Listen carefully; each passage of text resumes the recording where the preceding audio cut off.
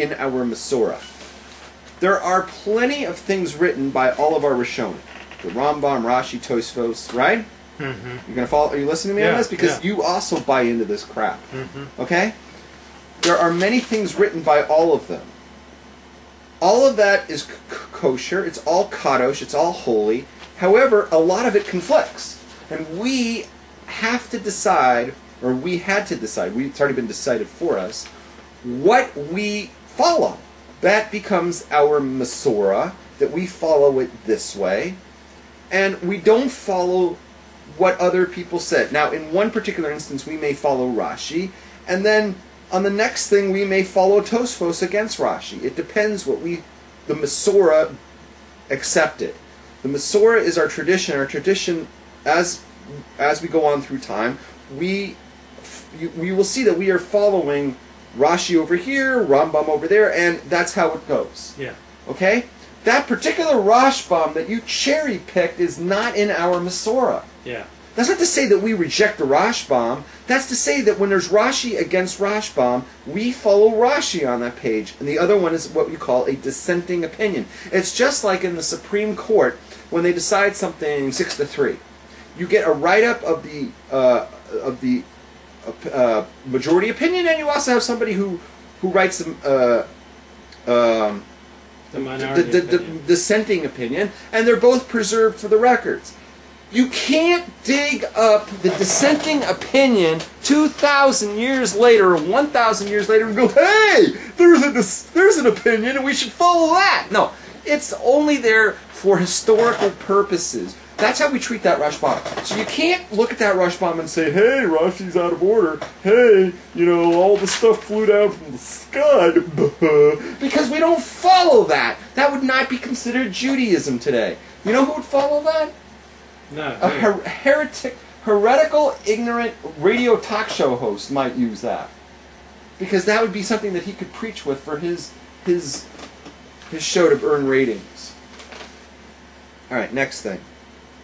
As far as... and by the way, who said anything about the Christians? Yeah. Who said anything about the Christians? Right? There are heretics and then there are Christians. Right? Yeah. One thing has nothing to do with each other. When I say Jewish heretics and morons, that doesn't mean anything to do with Christian. It just means that they follow the written word of the Bible, but they're not necessarily accepting the oral tradition. Who said they accept Jesus? One thing has nothing to do with the other. Independent events. Excuse me. And finally, I know what the word parak is. What's so funny? Someone thinking you didn't know what the word parak was. Well, but I gave a direct translation. Bereshis, Lamed, Pasuk, Aleph. That would be Genesis 31. Now the reason why I say Pasuk instead of... I could say verse, because I'm thinking like this. Genesis 30:1. Right? So when I talk to somebody, I say, to you, I would say, it's in Genesis 30, right? Verse 1, because I don't know how to say colon, I would say verse 1. But I don't have to say chapter, it's Genesis 30. But if you really want to get like icky sticky, sure, I could say, I could add 5 words to it, But I didn't because, it's like ridiculous. That doesn't mean I don't know parak, it's just I don't speak like that. People don't say Genesis chapter 30, they say Genesis 30. Alright, that's all I have to say about last week. It's so funny. By the way, my nephew loves when I mention him in these videos. So how old is he? Shit. He's let's figure this out. He was born in '86. So how old would that be? 24? 24. 24. So he loves it when I shout out my nephew. So I just randomly just shout it out. What's his name? His name's Yaakov. Yaakov, what up? Wow, Chicago is just killing Seattle in the lingerie football. I guarantee you that most people watching it are not paying attention to the score. Why do you think it attracts people to watch this? I have no idea. I have no idea. What could it be? All right, now, I saw on your blog, you have anything on that? Because I have something else I want to discuss. Keep going. Your blog, I saw that in the responses, the feedback that you got from last week's show, that your friends all converged on you. And I'm talking about the 3 the Lakewood, the Chaim Amalek. Mm-hmm. Your other friend, who I believe could well be the Kunram? Kunram. Is he the Liberal No. World Protector? Or is this, you have actually 4 He's- friends? Yeah, I have 5 friends on the advisory committee. Okay, so there was another friend, Kumaroon, who I've dealt with before. Yeah, he's coming to the chat room. Oh no, I had dealt with him on your Okay, on your blog, I think, okay. months ago.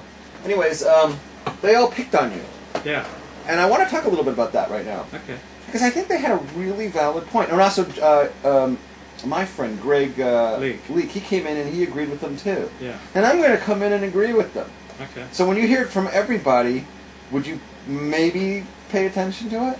Maybe. Do you have any friends left who would possibly disagree with us, a dissenting opinion? Well, a couple of them play for the Mist in the lingerie football league. Would you get your head out of that? I'm going to put it on screensaver or something, because this is getting ridiculous. You're not even, oh my god, did you see that? Alright, get rid of that, come on, let's try to be serious. Oh my god. Have you ever watched the lingerie football league? No, I don't want to see it again, that was too much.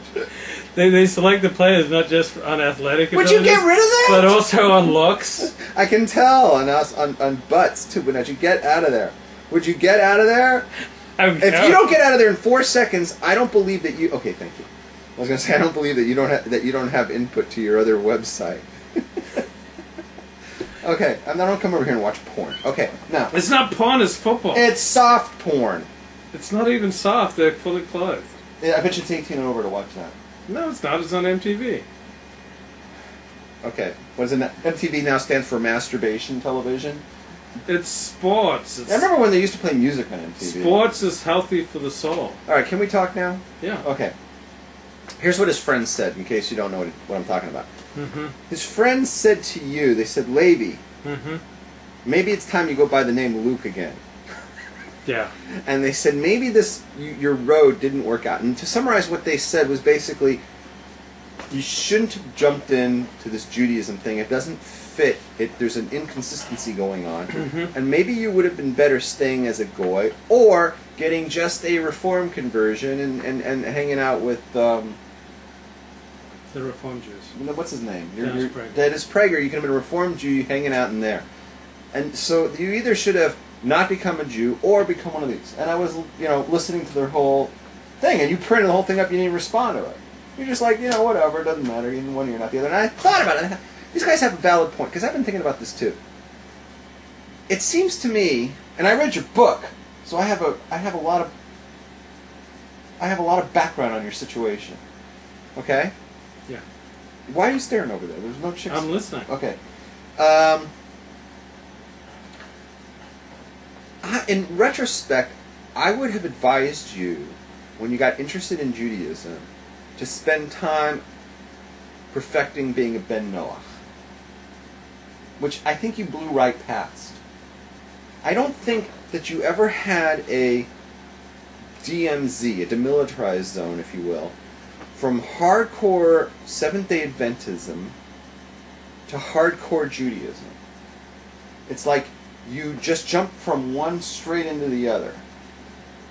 And I would have preferred, let's say, you having a cooling off period, maybe 5 years, of no commitment to hardcore Judaism, but just to deprogram, if you will, from everything you learned as a Seventh-day Adventist.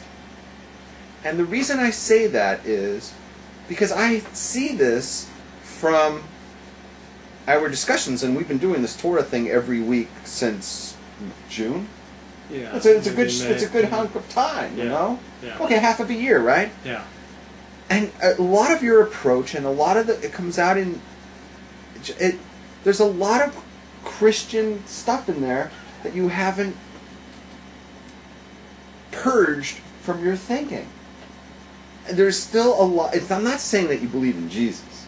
That's not. The show. No. But it's the way your approach towards Torah is a very Christianized approach, and I think you needed a weaning out period where you could dry off from Christianity completely and start fresh with a teacher